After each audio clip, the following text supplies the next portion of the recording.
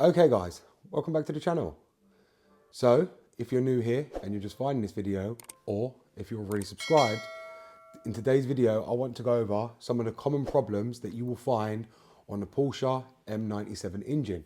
Now some of this is going to also apply for the M96 engine, which the M96, many of you guys don't know, was actually founded in 996 Carreras 911s, and the M97 is in the 997.1s.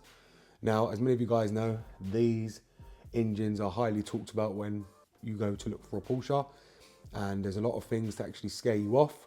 But obviously, like everything in life, everything is fixable at a cost and everything is repairable some way, somehow, dependent on the person and how much you want to spend. I know what I'm talking about purely because I've only just rebuilt this engine myself 6 months ago. Before that, I didn't have a clue. But now I know this engine like the back of my hand, and I know what needs to be replaced, what is not going to be able to be saved when you do remove this engine, and what can go wrong on these engines, which is very known to go anywhere and very weak. So let's get onto this video so I can explain to you what you'll need to be replacing on this Porsche engine. Okay, so as many of you guys know, the Porsche engine sits in the rear here. It's a flat six engine. It produces a lot of power. This engine of Carrera S, for example, produces 353 bhp or 355 bhp, I believe. And obviously, with all that power comes obviously, a lot of parts wearing quicker than they normally would on any other car.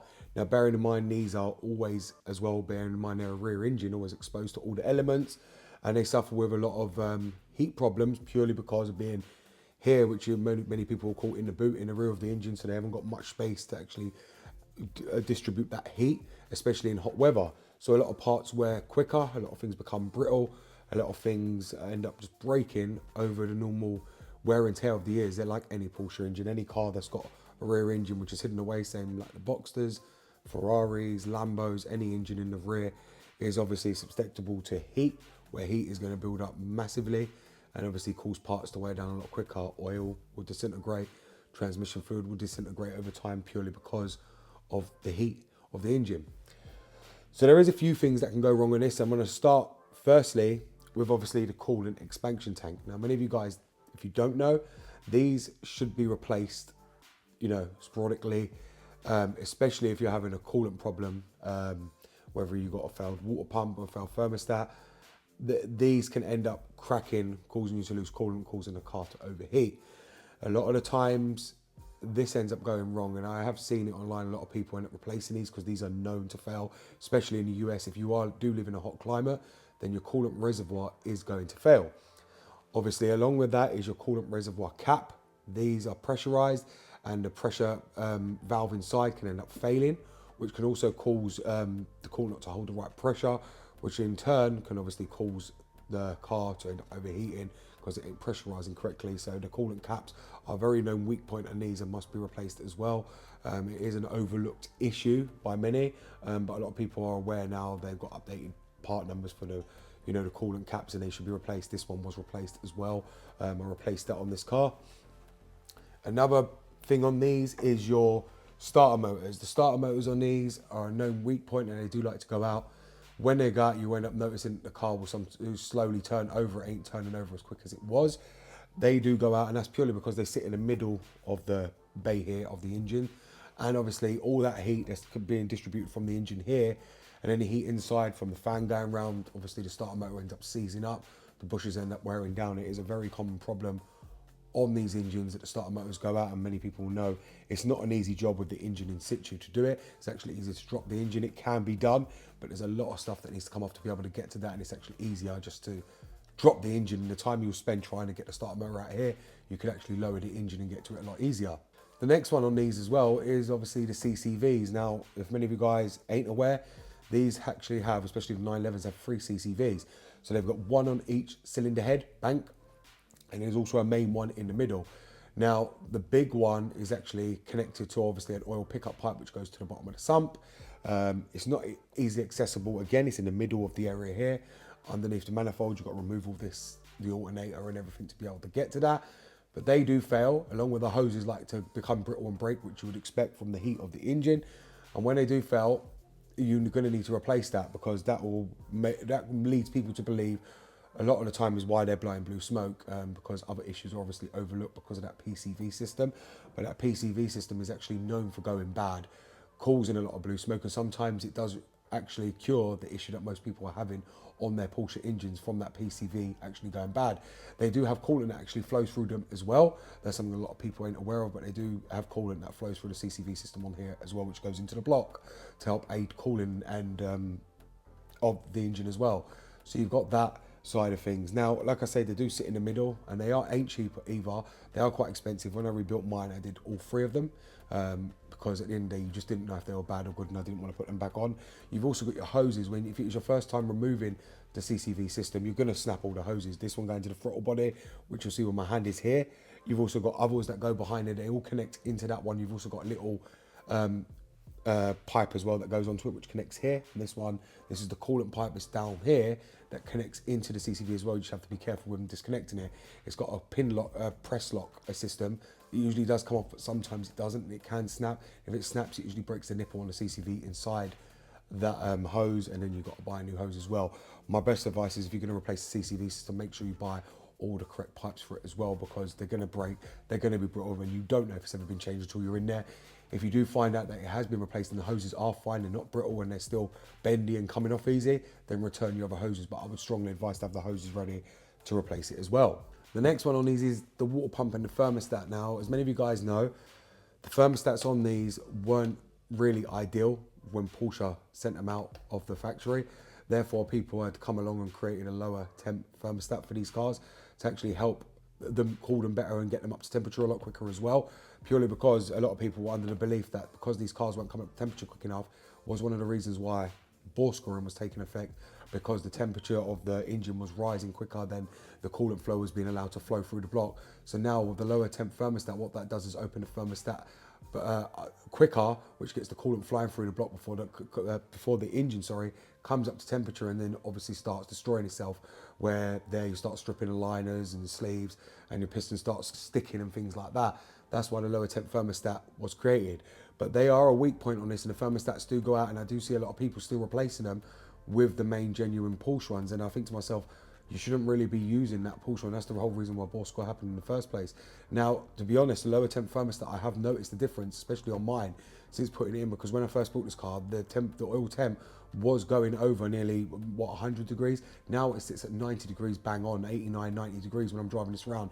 It doesn't matter whether I'm freshening it or not freshening it, it sits at 90 degrees where it should be. But before that, it was going up to 100, 105, and that was before I rebuilt this car. So that goes to show you that older thermostat wasn't as good as many people are believing and thinking, oh, it's a genuine Porsche and they'll put it back in.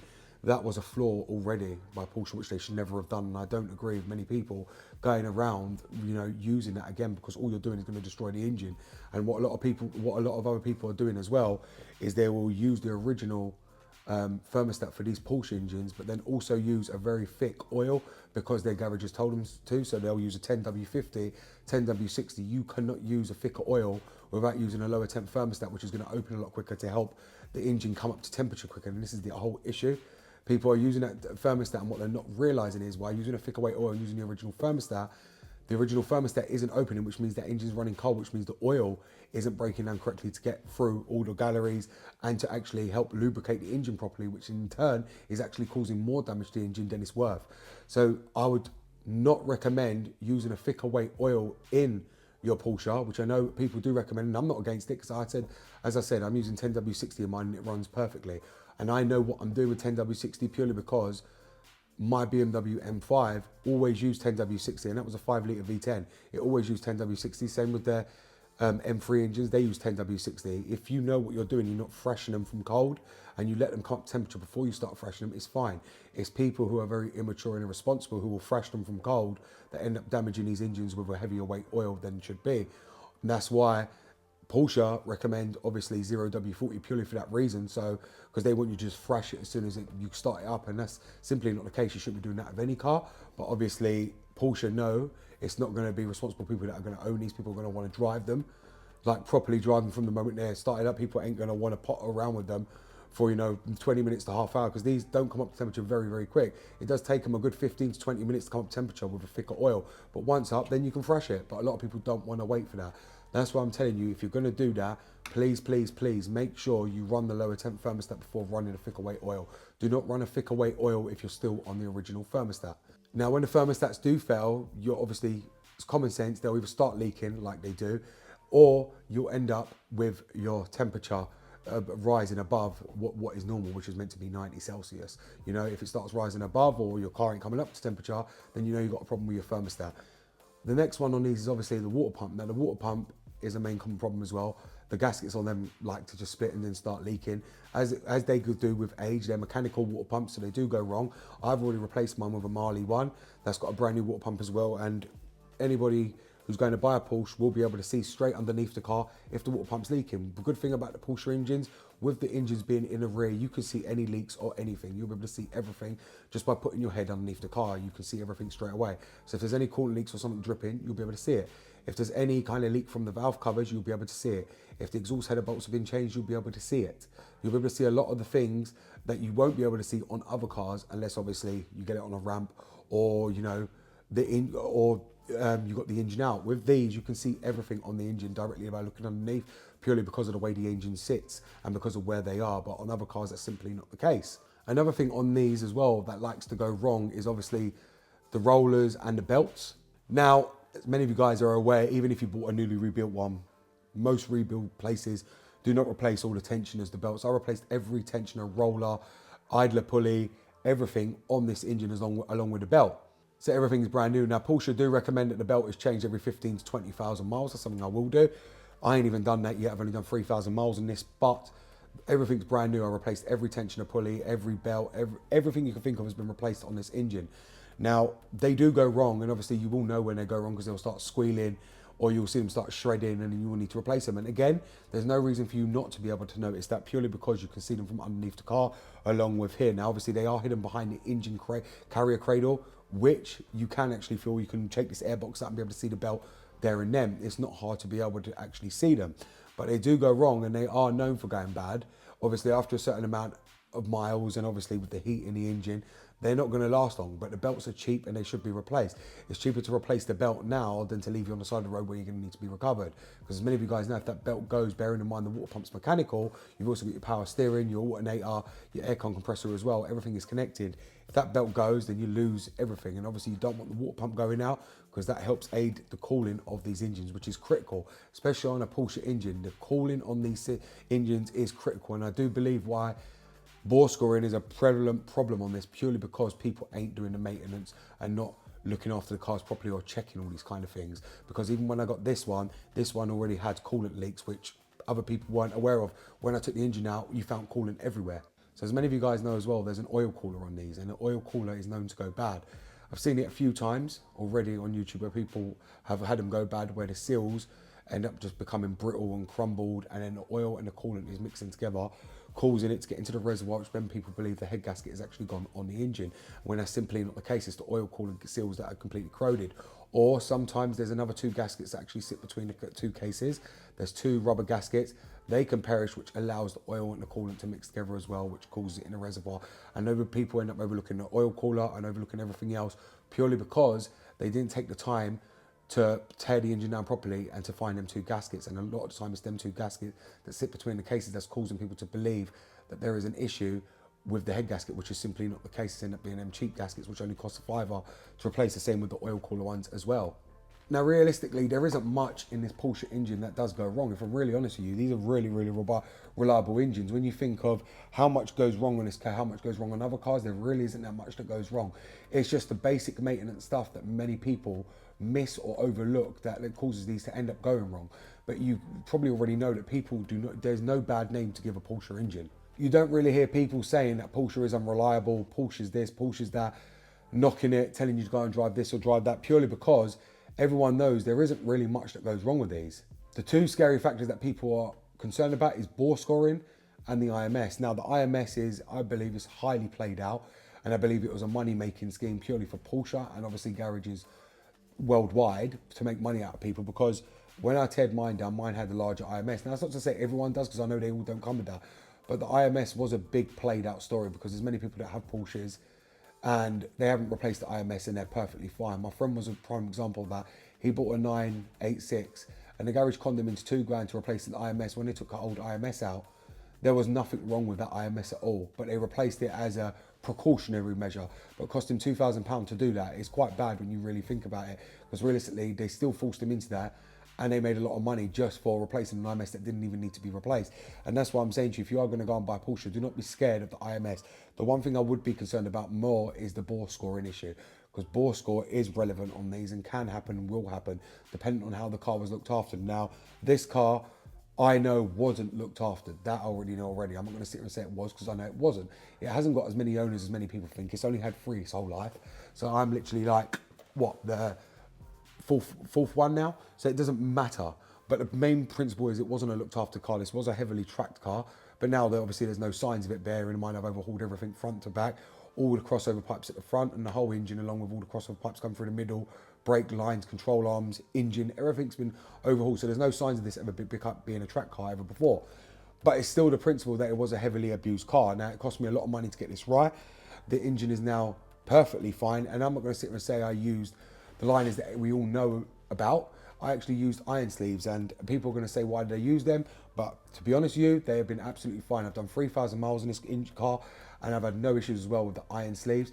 Bore scoring is a big problem on these, yes, but you can rectify the problem for very, very cheap. You do not have to go the expensive route, because the expensive route isn't going to give you any difference. The only time I'd say to go the expensive route is if you want to upgrade the engine and put a bigger displacement in there. But if you're just going to keep it the normal size, the normal displacement, same engine as what you had, the normal size of the engine, then there's no point to go the expensive route. You can go for the cheap iron sleeves. Are they cheap to rebuild? No, they're not. Do they take time to rebuild? Yes, they do.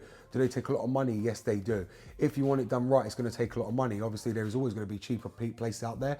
You can go to a garage and have it repaired for £7,000. But are they going to replace everything in the engine? No, they're only going to replace what's needed, which is going to be your main bearings, probably your main bearings, that's if they're worn or not, if they feel like doing it, your crankshaft bearings, your new bolts for the crankshaft carrier, new rod bolts, new bearings there, and then that's it. And if your pistons are fine, your old pistons are back in, your old piston rings are back in, and that's it. And then the sleeves, and that's what you're paying mostly £7,000 for, all of that, and all the fluids and everything that they have to use to retop back up after. That's why I end up doing it myself, because I wanted everything done correctly. I'm very OCD with how I do my things, and that's why I've made the choice to rebuild this myself, because I wanted to replace every single thing, and that's something a garage wouldn't have done. If they did do, they're going to charge me the price of the part plus their labour plus whatever they feel on top of that part. And that's one of the reasons why I went and rebuilt this engine myself, purely for that reason. And these engines are not hard to rebuild. I will tell you that right now. There's enough videos on my channel showing you the engine removal, the tear down of it, and everything that you need to know. Obviously, the only parts I did miss out were installing the banks 4, 5, and 6, installing the pistons, obviously, which is the hardest part, to slide the pins through, and obviously the circlips to put them onto the wrist pin. But apart from that, these engines are not bad engines to rebuild. If I'm very honest with you, this was an easy engine to rebuild compared to others that I've done before. And like as I said, I used to work on Saab and Vauxhall, and this is a very, very easy engine to get out, to tear down, and to rebuild. Nothing is complicated about this engine. You just got to remember to make sure when you do take this engine apart that everything is resealed, because that's another thing that I'm going to tell you right now, which is a big common problem when you go to buy a Porsche, especially one that's already just been rebuilt. A lot of people do not put enough Loctite around either the bottom of the sump, the valve covers, which they start leaking oil from either the sump area, or the valve covers where people haven't done the Loctite correctly. Because if you don't know, these use for Loctite 5900. They don't use any kind of gasket. You've got to make your own gasket up. And people don't do that properly, which ends up causing them to leak oil everywhere. So do make sure if you go and buy one, that obviously if you do see an oil leak, it's going to be that the gasket is obviously broken apart, which again, with heat, they end up coming apart anyway. They do need to be taken apart and resealed. That is a common problem on them. So do factor that in, that if you do see a leak, it's nothing to worry about. It's just obviously an engine strip down time is imminent, and you're going to have to do that. And everyone is fully aware when they're buying a Porsche that they're not going to be able to buy it and just drive it. Most people know that. Most people who buy a Porsche have common sense. They know these things are going to have to be replaced. They either take it to a garage because they've got the money to do that, or they're factoring that in mind because people make them aware. We're not like, other car communities where they don't make you mind. They just seem to make you believe that you're going to buy this expensive car and you're going to be able to drive it, and that's it, and not do no maintenance. With Porsche, everyone in the Porsche community makes you aware that when you buy one, you're going to have to do this, you're going to have to do that, because it's common knowledge. Now, as I said, we could sit here talking about obviously upgrades, like I've upgraded this, the induction system, which obviously gives a bit of growl on the exhaust. I've obviously got new exhaust, stainless steel exhaust on mine, new headers on mine. I've got a lot of upgrades on this, but we're not here to talk about the upgrades. We're here to talk about mostly common problems. Like I said, if you want to see the upgrades I've done to, you can go back and watch on the other videos. But as I said, there is a few common problems on this engine, but they're not nothing that you need to worry about. It's not nothing that you wouldn't expect. The only thing people don't expect is bore scoring. But I think people have got over the fear of that now, because as many people know, there's many people now that can rebuild it, or they rebuild it themselves, and there are no places that can do the new sleeves anyway. So people ain't too worried about that. Obviously it's not cheap, and obviously it's frustrating that you have to put all that money into it. But you got to remember, a lot of these cars are midlife crisis cars. These are a lot of people's dreams cars.